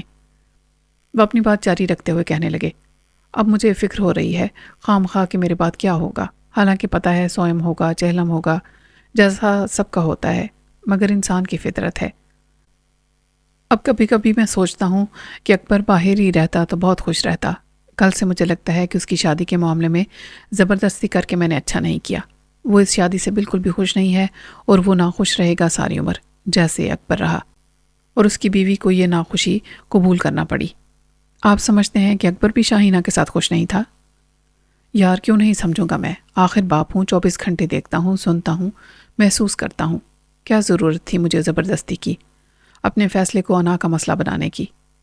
میں نے کہا، یہ احساس آپ کو اب کیوں ہوا؟ کل سے دیکھ رہا ہوں انور کا حال۔ آپ اجازت دیں تو میں کچھ عرض کروں؟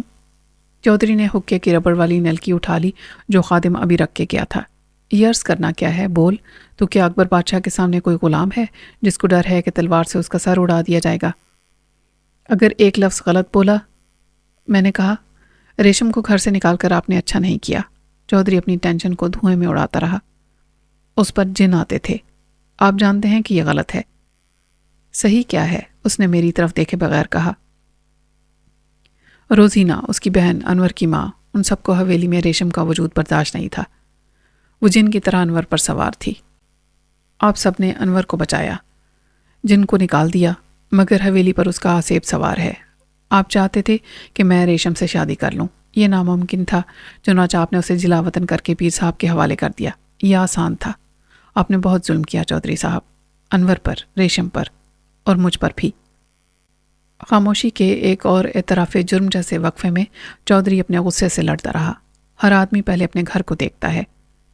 کیا یہ صرف آپ کا گھر ہے اور آپ تو خود محسوس کرتے ہیں کہ یہ دوسرا غلط فیصلہ تھا؟ میں کیا کرتا؟ ان تینوں کی نہ مانتا جن کو ڈر تھا کہ انور اس سے دوسری شادی کر لے گا؟ یہ خطرہ تو دور نہیں ہوا، اب بھی قریب ہے۔ آپ کو معلوم ہے کہ پیر صاحب جن اتارنے کے بہانے اسے قبر میں اتار دیں گے۔ یہ قتل تو نہیں کہلائے گا نا؟ ایسا ہوتا رہتا ہے، ایسے ضدی جن ہوتے ہیں جو بہو بیٹیوں کی جان لے کر ہی نکلتے ہیں۔ اسے پیر صاحب کی روحانی عظمت پر حرف نہیں آتا۔ آپ جانتے ہیں کہ بالآخر یہی ہوگا۔ ایسا نہیں ہوگا، چودھری نے کمزور لہجے میں کہا۔ پھر کیا ہوگا؟ ایک نیکی شرع کے مطابق یہ ہو سکتی ہے کہ پیر صاحب اس کو اپنے نکاح میں لے لیں۔ کون ہے ان کو روکنے والا؟ ایک پرانی بیوی جو چوں تک نہیں کر سکتی۔ ان کا ضمیر بھی بڑا ڈھیٹ ہے، وہ داماد کی ہونے والی بیوی کو بزور بازو اپنی بیوی بنا سکتے ہیں اور انور سے شرمندہ ہوئے بغیر نظر ملا کر اس سے بات بھی کر سکتے ہیں۔ یہ سب تو سوچ رہا ہے، چودھری پر ہم ہو گیا۔ چودھری صاحب، ریشم کے پاس مرنے کے 2 راستے ہیں۔ وہ جن اتروانے کے روحانی عمل سے گزر کر اسی طرح جان دے دے جیسے تھانے میں زیر تفتیش مجرم مر جاتے ہیں۔ الزام پولیس پر نہیں آتا۔ اس موت سے پہلے پیر اور مرید سب اس کے جوان جسم سے مستفید ہوں۔ تو حد سے بڑھ رہا ہے۔ میں بولتا رہا، یہ سب ہوتا ہے چودھری صاحب، دوسری طویل عذاب والی موت عمر قید جیسی ہے، جب وہ پیر صاحب کی زوجہ ثانی کے منصب پر فائز ہو اور اسے ریشم کی خوش بختی قرار دیا جائے۔ شاید یہ انور سے برداشت نہ ہو۔ بہتر ہوتا آپ ریشم کو خود ٹھکانے لگا کر اسی طرح گاڑ دیتے جیسے اکبر کو زہر آلود کھانا دینے والی ملازمہ کو گاڑ دیا گیا۔ پہلے نہ جانے کتنے اس زندگی کے عذاب سے چھوٹے۔ چودھری نے چلاتے ہوئے حکے کی نلکی مجھ پر ماری۔ دفع ہو جائے یہاں سے کتے، میرے سامنے بھونکتا جا رہا ہے۔ چند گالیاں میں نے مسکراتے ہوئے سنی اور ان کے کمرے سے نکل آیا۔ ان کی آواز کی گونج حویلی میں سنائی دی۔ کچھ دیر کے بعد انور میرے پاس آیا۔ ابا جی کی طبیعت پھر سے بگڑ گئی ہے۔ ڈاکٹر جلالی کیا کہتا ہے؟ میں نے سپاٹ لہجے میں پوچھا۔ تو کیا کہتا رہا ہے ان سے؟ اگر انہیں کچھ ہو گیا تو ان کی وفات حضرت آیات کا ذمہ دار مجھے سمجھا جائے گا؟ میرا منہ مت کھلوا انور، اکبر کی موت کا ذمہ دار کون تھا؟ یہ مجھے نہیں معلوم، یہ کسی کو نہیں معلوم۔ میں نے انور کی بات کاٹ دی۔ اور سب کو معلوم ہے۔ میں لڑنے نہیں آیا، نہ میں تجھے ذمہ دار سمجھوں گا۔ میں یہ کہنا چاہتا تھا کہ تیرے خلاف بلا وجہ باتیں ہوں گی۔ میں نے انور کو اپنی اور چودھری کے درمیان ہونے والی ساری گفتگو سنا دی۔ ان کا غصہ یہ ظاہر کرتا ہے کہ میں نے ان کی دکھتی رگ پر ہاتھ رکھ دیا تھا۔ سچ کی تلخی ان سے برداشت نہیں ہوئی، مگر یہ ری ایکشن مجھے امید دیتا ہے کہ وہ پھر سے مجھ سے بات کریں گے۔ انور نے مایوسی سے نفی میں سر ہلایا۔ یہ سب سن کیسے لیا انہوں نے؟ جھوٹ سننے سے انکار کیا جا سکتا ہے، سچ سننا پڑتا ہے، اور ہو سکتا ہے اس میں کچھ وقت لگ جائے، مگر ان کا ذہن آہستہ آہستہ سچ کو قبول کر لے گا۔ میں پیر صاحب کے نمائندہ خصوصی سے ملاقات کی توقع بھی رکھتا ہوں۔ انور نے مجھے سوالیہ الجھن سے دیکھا۔ کون؟ میں نے مسکرا کر کہا، سوچ کون ہے چودھری صاحب سے بڑھ کر ان کے ساتھ قریبی تعلق کا دعوے دار؟ شاہینہ؟ رائٹ، میں خود اس سے بات کرنا نہیں چاہتا تھا۔ یہ ڈپلومیسی ہے، وہ احتجاج کرنے آئے گی۔ اس سے میں وہ سب کچھ کہہ سکتا ہوں جو چودھری صاحب سے کہا، لیکن کسی لحاظ کے بغیر۔ اسے تو دھمکی بھی دی جا سکتی ہے کہ میں تمہارے فراڈیے باپ کو گولی مار دوں گا، یا وہ مجھے پہلے مار دے۔ ریشم ماری گئی تو کیس کسی عدالت میں نہیں جائے گا جیسے مراد کا گیا۔ وہ تجھ سے بات نہیں کرے گی۔ کیوں؟ تو نے روک دیا اسے؟ میں نے کہا، ہاں وہ حد سے بڑھ رہی ہے۔ اکبر نہ صحیح، میں تو ہوں اس حویلی کی عزت و آبرو کا رکھوالا۔ انور نے وہ منظر دیکھ لیا تھا جب شاہینہ احتجاج کرنے آئی تھی۔ اس ایک پنچ کے وقت جو میں نے انور کی ناک پر رسید کیا تھا، اور انور نے مجھے دروازے میں پھنسی شاہینہ سے رگڑ کھا کر نکلتا دیکھ لیا تھا۔ جو نتیجہ اس کے ذہن نے اخذ کیا اتنا غلط بھی نہیں تھا۔ میں نے کہا، تو نے کس کس کا نام غیرت مندی کے قتل کی فہرست میں شامل کر رکھا ہے؟ شاہینہ کے بعد روزینہ ہے، پھر صاحب سسر محترم کا نام بھی آ سکتا ہے اس میں۔ اگر انہوں نے ریشم کو شرعی تحفظ فراہم کرنے کا سوچا، بن گیا رقیب آخر جو سسر اپنا۔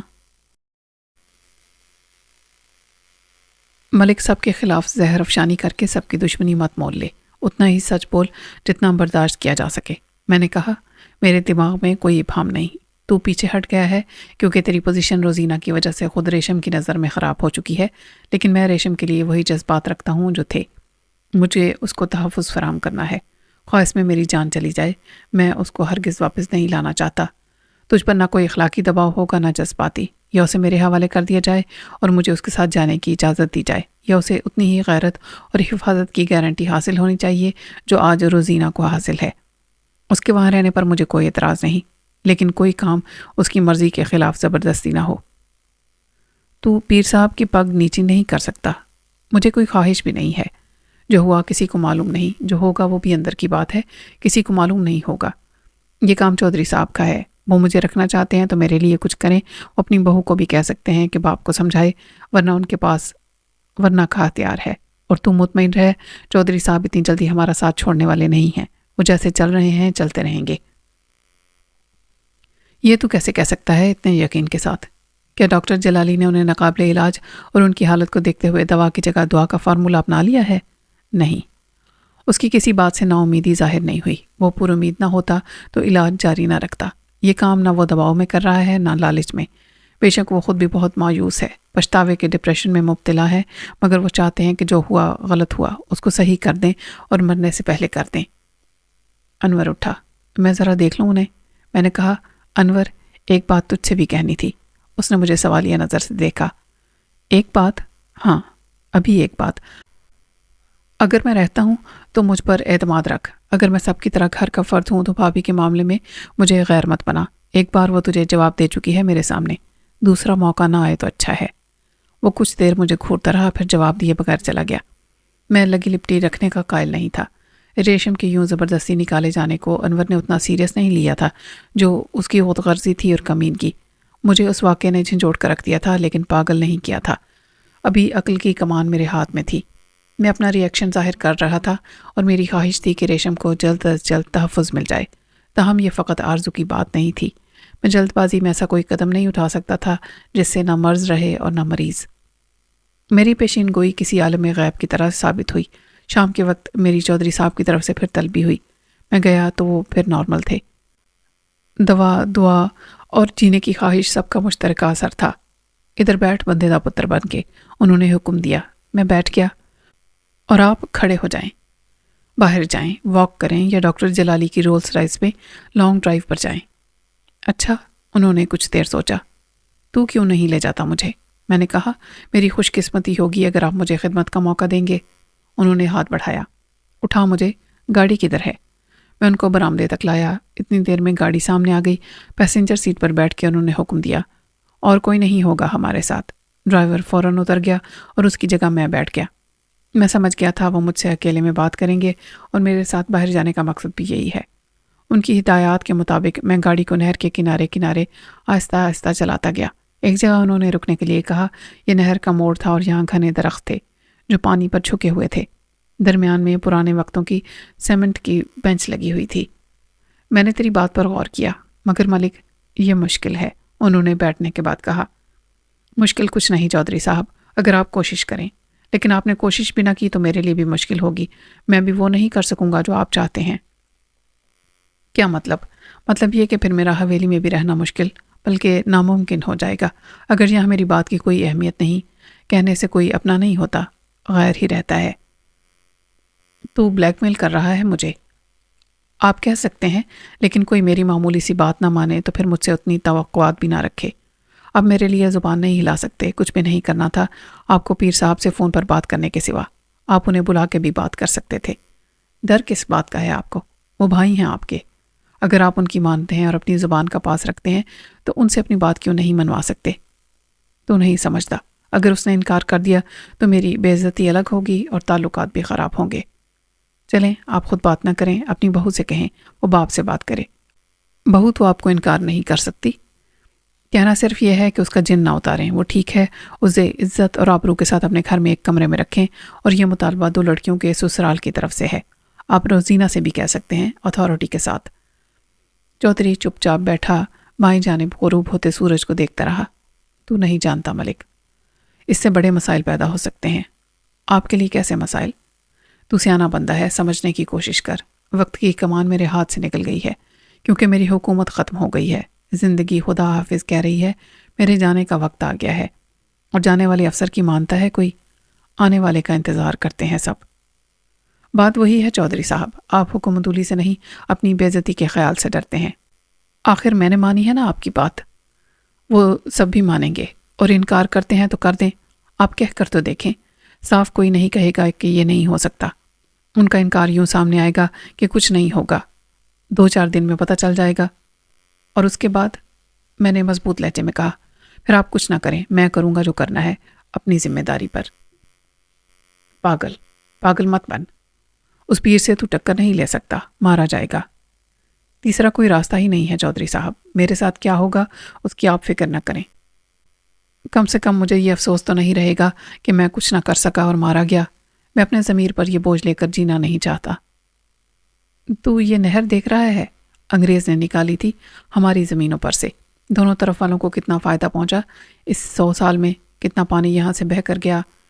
3/4 صدی میں نے گزار دی یہ دیکھتے ہوئے۔ نہر کی عمر مجھ سے زیادہ ہے، یہ زیادہ جانتی ہے اس میں کتنی لاشیں بہائی گئیں، ٹکڑے ٹکڑے کر کے۔ وہ نہر کے پار خلا میں دیکھتا رہا۔ میں اب نہر کے پانی میں پیر لٹکائے بیٹھا تھا۔ کیا آپ یہ بتانا چاہتے ہیں کہ ایسے ہی ریشم کی اور پھر میری لاش بھی یہ نہر بہا کر لے جائے گی اور کچھ نہیں ہوگا؟ میں نے پلٹ کر پوچھا۔ ریشم کا کیا پتا تجھے؟ چودھری نے آہستہ سے کہا اور شیروانی کی جیب میں سے ہاتھ نکالا۔ اس میں ایک ریوالور تھا۔ میں اپنی جگہ سن ہو گیا۔ یعنی ریشم کے ساتھ ایسا ہو چکا ہے، یہی بتانے کے لیے آپ مجھے یہاں لائے تھے؟ یہ تو میں گھر پر بھی بتا سکتا تھا تجھے۔ اس نے ریوالور کا رخ میری طرف کر دیا۔ یہی نہر تجھے لائی تھی نا یہاں، اب آگے لے جائے گی تو 10-20 کوس آگے کون ریشم ہوگی جو تجھے زندہ نکال لے؟ سمجھ لینا کہ تیرے سفر میں وقفہ آ گیا تھا۔ میں اپنی جگہ منجمد بیٹھا رہا۔ میرے اور چودھری کے درمیان چند فٹ کا فاصلہ تھا۔ میں زندگی اور موت کے درمیان میں حائل تھا۔ ابھی مجھے خیال آیا ہی تھا کہ ہار جانے والے جواری کی طرح اپنی زندگی بھی داؤ پر لگا دوں کہ چودھری کے ریوالور کا رخ بدل گیا۔ اس نے ریوالور نیچے کیا اور پھر اپنی جیب میں رکھ لیا۔ کیسا لگا تجھے موت کو اچانک سامنے دیکھ کر؟ چودھری مسکرایا۔ مجھے کوئی مسئلہ نہ ہوتا۔ میں کہتا تو بہانے سے یہاں لایا تھا مجھے، تو مجھے قصوروار سمجھتا تھا جو کچھ ریشم کے ساتھ ہوا اس کا، اور مجھے مار کر نکل جاتا کہیں۔ لیکن چودھری کے جتنے سجن تھے اس سے کہیں زیادہ دشمن۔ چودھری صاحب، کیا واقعی ریشم کے ساتھ یہ ہو چکا ہے؟ چودھری ہنسا اور کھڑا ہو گیا۔ اوہ چھلیا، میں تو حوصلہ دیکھ رہا تھا تیرا۔ تو ہے مرد کا بچہ، تجھ پر بھروسہ کر کے میں نے کوئی غلطی نہیں کی۔ لیکن یہ ڈرامہ کیوں کیا آپ نے؟ وہ آہستہ آہستہ گاڑی کی طرف چلنے لگا۔ ایک احسان کا بوجھ ڈالنا تھا تجھ پر۔ میں ڈرائیونگ سیٹ پر بیٹھا تو سورج غروب ہو چکا تھا اور اندھیرا پھیلنے لگا تھا۔ کیسا احسان؟ میں نے تیری زندگی تجھے بخش دی، ایک بار پھر بچ گیا تو، جیسے پہلے نہر میں ڈوب کے نہیں مرا تھا۔ یہ کس قسم کا احسان ہے چودھری صاحب، اور آخر آپ چاہتے کیا ہیں؟ آپ مجھ سے یہ احسان کر کے کیا کروانا چاہتے ہیں؟ بندہ ہو تیرے جیسا تو احسان کا بدلہ اتارتا ہے، احسان فراموشی نہیں کرتا، تو بھی نہیں کرے گا۔ اب اگر سوچے گا، بہت سوچ سمجھ کے میں نے ہی انور کی ذمہ داری سونپی ہے تجھے۔ وہ ذرا جذباتی ہے اور اس نے یہ سب بوجھ نہیں اٹھایا، ذمہ داریوں کا، دشمنیوں کا اور رشتوں کا۔ کچھ دن میں سب آ جائے گا، اس وقت تک سہارا دے اسے۔ میں سوچ رہا ہوں کہ احسان فراموشی آسان ہے۔ وہ ہنسنے لگا۔ فکر نہ کر، میں بات کرتا ہوں پیر صاحب سے، اور شاہینہ سے بھی کہوں گا کہ باپ کو اچھی طرح سمجھائے۔ روزینہ سے میں نہیں کہوں گا۔ ساس کی زبان بہووں کی سمجھ میں جلدی آتی ہے، مگر اس کا وہیں رہنا اچھا ہے، سب کے حق میں۔ آج مجھے بتا دیں کہ میری ذمہ داریوں کی قید کب ختم ہوگی؟ جہاں تک تو محسوس کرے وہی حد ہے۔ وہ ایک فلسفیانہ جواب دے کر مطمئن اور خاموش ہو گئے۔ حویلی کے اندر کی دنیا بظاہر سکون اور ٹھہراؤ کی طرف بڑھ رہی تھی۔ اس کے مکینوں کی زندگی میں آنے والے 2 بڑے زلزلے تباہی کے جو آثار چھوڑ گئے تھے، ان کا اثر کم ہونے لگا تھا۔ پہلا زلزلہ اکبر کی موت کی وجہ سے آیا تھا، جو سب سے زیادہ شدید تھا۔ اس سے پہلے خاندان کی بنیادوں کو مراد کے قتل نے ہلایا تھا، جس سے دونوں خاندانوں کی عزت و آبرو کا فلک بوس مینار گر جاتا، مگر دونوں بڑوں نے تمام غیر اخلاقی یا غیر قانونی ہتھ کنڈے استعمال کرتے ہوئے ایسا ہونے نہیں دیا۔ مجھے اب شدت سے احساس ہونے لگا تھا کہ میں کسی معقول وجہ کے بغیر اس دلدل میں اترتا جا رہا ہوں، مگر میرے پاؤں کی زنجیر ریشم تھی، میں اسے چھوڑ کر نہیں جا سکتا تھا، اور اگر اسے اغوا کر کے پیر صاحب کی قید میں نہ ڈالا جاتا تو وہ سلونی کے ساتھ نکل جاتی۔ پھر میں دیر نہ کرتا۔ اب پہلا مرحلہ اس کو تحفظ فراہم کرنے کا تھا۔ اس میں میرا پلان خاصا کامیاب رہا تھا۔ چودھری نے مجھے یقین دلایا تھا کہ وہ ریشم کو باعزت طور پر واپس لانے کے حق میں تو نہیں ہے، مگر پیر صاحب کے آستانے پر یا گھر میں وہ بالکل محفوظ ہوگی اور آرام سے رہے گی۔ اس نے خود بات کرنے کا وعدہ کیا تھا۔ بیوی کے ذریعے روزینہ اور شاہینہ پر دباؤ ڈالنے کے طریقے سے بھی اتفاق کیا تھا کہ وہ اپنے باپ کو مجبور کر سکتی ہیں، اور اب یہ حکم اگر بیٹیوں کے سسرال کی طرف سے ملے تو بیٹیوں کا باپ آسانی سے ٹال نہیں سکتا۔ اس سے اگلے مرحلے میں مجھے ریشم سے رابطہ قائم کرنا تھا۔ میں انور کے ساتھ اسے ملنے جا سکتا تھا، اور انور کا راستہ سسرال میں روکنے والا کون تھا؟ میں روایتی طریقے سے یہاں کی یا پیر صاحب کے گھر کی کسی ملازمہ کو استعمال کر سکتا تھا، اور بلاخر ریشم کو نکال کر فرار ہونے کے منصوبے کو عملی جامہ پہنا سکتا تھا۔ اگلے روز میں دوپہر سے ذرا پہلے جاگا تو کسل مندی سے میرا بدن ٹوٹ رہا تھا۔ اس کا کچھ علاج غسل سے ہو جاتا تھا۔ اس کے بعد حواس کو بیدار کرنے والی کیفین سے بھری کافی کے 2 پنک چڑھاتا تھا، تو پھر دوپہر کے کھانے کی خواہش نہیں رہتی تھی۔ معمول کے مطابق میں نہا دھو کے اور کپڑے بدل کے نکلا تو خیال تھا کہ اب کسی ملازمہ سے کہوں گا کہ ناشتہ لائے۔ پھر میں نے شاہینہ کو دیکھا۔ وہ بڑے سکون سے صوفے پر بیٹھی ایک کتاب دیکھ رہی تھی جو میں نے انور کی ذاتی لائبریری سے لی تھی۔ اپنی اسیری کے مختصر وقت میں مجھے اس لائبریری کا تفصیلی جائزہ لینے کا موقع ملا تھا۔ اس ذخیرے میں سینکڑوں قابل قدر کتابیں تھیں، اب ان کو پڑھنے والا کوئی نہیں تھا۔ تم پڑھتے ہو یہ فضول کتابیں؟ وہ بولی۔ میں نے کتاب چھین کر بیڈ پر رکھ دی۔ کوئی کتاب فضول نہیں ہوتی۔ تم یہاں کیا کر رہی ہو؟ اس کے سکون میں فرق نہیں پڑا۔ میں اگر یہ کہوں کہ صرف تمہیں دیکھنے، تم سے ملنے اور تم سے باتیں کرنے آئی ہوں تو میں کہوں گا گیٹ آؤٹ۔ کتنے افسوس کی بات ہے، تم پڑھے لکھے ہو کر خواتین کے ساتھ اس طرح بات کرتے ہو۔ دیکھو میرا منہ مت کھلواؤ، میں جانتا ہوں کہ تم خواتین کی کون سی قسم سے تعلق رکھتی ہو۔ تمہارا یہ لباس اور میک اپ دیکھ کر کون کہہ سکتا ہے کہ تمہارا شوہر ابھی کچھ دن پہلے مارا گیا ہے؟ مرا ہے، اس نے میری تصحیح کی۔ تمہارے رویے سے بالکل ظاہر نہیں ہوتا کہ تم دکھی ہو۔ واقعی میں بالکل بھی دکھی نہیں ہوں۔ کون سا سکھ حاصل تھا مجھے جب وہ میرا سرتاج تھا؟ کتنی عزت دی تھی اس نے مجھے۔ یہ سب میں سن چکا ہوں۔ تمہارے یہ رنگ ڈھنگ انور کو بھی پسند نہیں۔ اس سے ایک شک کو تقویت ملتی ہے کہ اکبر کو میں نے ہی قتل کیا۔ اگر میں تمہارے سامنے کہوں کہ ہاں، میں نے بہت سوچ سمجھ کر یہ فیصلہ کیا تھا اور بالکل آخری وقت میں، ورنہ میری ذلت، غلامی اور جسمانی استحصال کا دور لوٹ آتا۔ میں اسے پلک چھپکائے بغیر دیکھتا رہا۔ شاید یہ صرف میرا شک نہیں، دوسرے بھی یہی محسوس کرتے ہوں گے، مگر ان کا شک انور پر زیادہ ہے، رائٹ؟ میرا خیال ہے اسے بلا لوں، وہ بھی سن لے تمہاری گوہر افشانی۔ وہ ہنسی۔ کہاں سے بلا لو گے؟ وہ گیا ہے ابا جی کے لیے شہر سے کچھ دوائیں اور سامان لینے، ڈاکٹر جلالی کے ساتھ، اور چودھری صاحب سو رہے ہیں اور انہوں نے ہی مجھے یہاں بھیجا ہے۔ بیٹھ جاؤ۔ میں بیٹھ گیا۔ چودھری صاحب نے بھیجا ہے تمہیں؟ کیوں؟ صبح میرے والد صاحب تشریف لائے تھے، کافی دیر بیٹھے مگر تم سو رہے تھے۔ باتیں دونوں بھائیوں کے درمیان ہوئیں، میں بھی سن رہی تھی۔ مسئلہ تمہارا ہی تھا، تمہاری ریشم کا۔ میں نے بھی اپنی رائے دی۔ پھر کیا فیصلہ ہوا؟ میں نے کہا، فیصلہ بھی پتہ چل جائے گا تمہیں۔ ایک بات بتا دوں کہ چاچا جی اور ابا جی نے یہ معاملہ مجھ پر چھوڑ دیا ہے، اس لیے کہ ریشم کو یہاں سے نکلوانے والی بھی تم ہی تھیں۔ تم نے ہی انہیں قائل کیا ہوگا کہ اسے حویلی میں نہیں ہونا چاہیے۔ اس نے اقرار میں سر ہلایا۔ میں یہی چاہتی تھی۔ اس کی موجودگی میں تمہیں کیا خطرہ تھا؟ وہ خطرہ تھی میرے بہن کے مستقبل کے لیے، اور اس کے آنے سے پہلے یہ میری ذمہ داری تھی کہ میں حالات اور معاملات کو ٹھیک کر لوں، اور یہ میری وجہ سے ہی ہوا کہ اسے درگاہ پر پہنچا دیا گیا، ورنہ اب تک بہت کچھ ہو سکتا تھا جو بہت برا ہوتا۔ یہ اچھا ہوا اس کے ساتھ، میں نے برہمی سے کہا۔ وہ مجھے دیکھتی رہی۔ تم بہت پیار کرتے ہو اس سے؟ ہاں، ورنہ پریشان کیوں ہوتا؟ میں نے کہا۔ لیکن اس سے شادی پر تیار نہیں تھے تم۔ پیار کیا بہن سے نہیں ہوتا، ماں سے نہیں ہوتا؟ لیکن تمہارے دماغ میں تو بس پیار کا وہی مطلب ہے جو تم نے مجھ پر جتایا۔ اس نے اداس ہو کر ایک گہری سانس لی۔ مجھے بہت دکھ ہے اس بات کا کہ تم نے مجھے نہیں سمجھا۔ غلط فہمی ہے تمہاری۔ شاید کسی اور نے تمہیں نہ سمجھا ہو ویسے جیسے میں نے سمجھا۔ سانپ سے ڈرتے سب ہیں، مگر جس کو سانپ ڈس چکا ہو۔ سلیم، میں محبت کرتی ہوں تم سے، یہ سچ ہے۔ بکواس بند کرو اپنی اور جاؤ، میں اب تمہارے کسی چکر میں آنے والا نہیں۔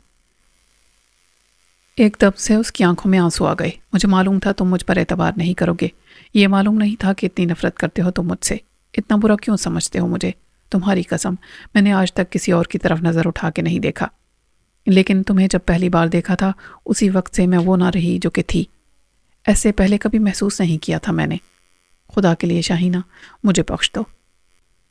میں اتنی بری عورت نہیں ہوں سلیم، صرف ظاہر کے روپ پر مت جاؤ، شاید اتنی خوبصورت نہیں ہوں میں، لیکن تمہارے لیے میں کیا محسوس کرتی ہوں، کیسے جذبات رکھتی ہوں، اس کا اندازہ تم کر ہی نہیں سکتے۔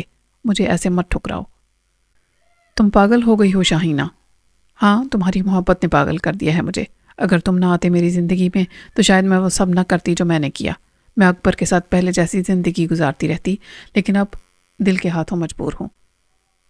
حالانکہ میں نے کہا، شاہینہ تو یہ بازی ہار جائے گی اگر جان کی بازی نہ لگائی۔ آنسو مسلسل اس کے گالوں پر بہتے رہے۔ میرے جیسا جواری دیکھا ہے تم نے؟ میں نے تمہیں پانے کے لیے اپنے سہاگ کو داؤ پر لگا دیا، مگر میں کچھ نہیں کر سکتا تمہارے لیے۔ کر سکتے ہو، سب کر سکتے ہو۔ تم مجھ سے شادی کر سکتے ہو۔ شادی؟ تم سے؟ میں صدمے سے سن ہو گیا۔ ہاں، سب ہو سکتا ہے اگر تم چاہو، میں سب کو منا لوں گی، اور میری محبت کوئی گھاٹے کا سودا نہیں ہوگی سلیم۔ اتنی محبت کوئی عورت نہیں دے سکتی تمہیں، اور میرے ساتھ وہ سب بھی تمہارا ہوگا جو میرا ہے۔ میں نے اپنا سر پکڑ لیا۔ شاہینہ، سب جانتے ہیں کہ میں نورین کو کتنا چاہتا ہوں، کسی اور کے بارے میں سوچنا بھی گناہ ہے میرے لیے۔ نورین؟ کہاں ہے نورین؟ صرف تمہارے دماغ میں، اور اگر وہ کوئی زندہ عورت بھی ہوتی تو میں اسے تمہارے ساتھ قبول کرتی، جیسے روزینہ کے ساتھ ریشم کو قبول کر رہا تھا انور۔ اچانک میری نظروں کے سامنے جیسے سورج آ گیا، میرے حواس پر بجلی سی گری اور میرے اعصاب شل ہو گئے۔ میں نے بڑے چودھری کو دروازے میں کھڑا دیکھا، نہ جانے کب سے وہ وہاں موجود تھا۔ اس کے ہاتھ میں بندوق تھی۔